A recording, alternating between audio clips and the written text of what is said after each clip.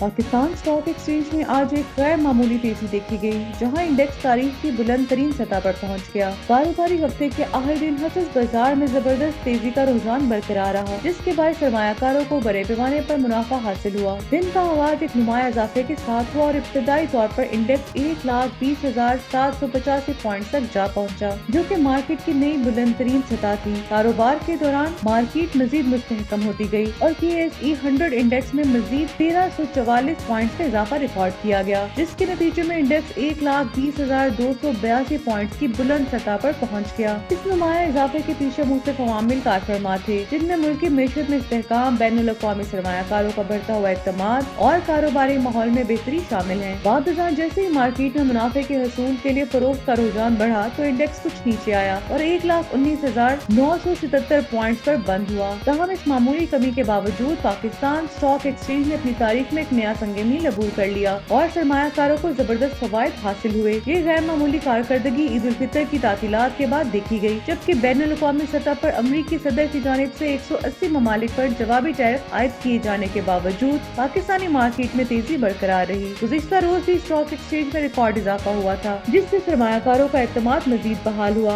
और मकामी मार्केट में इस्तेहकाम देखने में आया। माहिरीन का कहना है कि अगर मार्केट में मजबूत रुझान इसी तरह बरकरार रहा तो मुस्तकबिल में स्टॉक एक्सचेंज मजीद बुलंदियों को छू सकता है और सरमायाकारों के लिए मजीद मुनाफा बख्श मौके पैदा हो सकते हैं। दूसरी जानिब हुकूमत की इक़्तिसादी पॉलिसियों और सरमायाकारी के फरोग के लिए किए गए इक़दामात ने भी मार्केट में इस्तेहकाम पैदा करने में अहम किरदार अदा किया है। मार्केट में मुसलसल बेहतरी इस बात की अलामत है कि मेशत दुरुस्त सिमत में गामजन है और अगर यही रुझान बरकरार रहा तो न सिर्फ स्टॉक एक्सचेंज बल्कि मजमूई तौर पर मुल्की मेशत को भी फायदा होगा।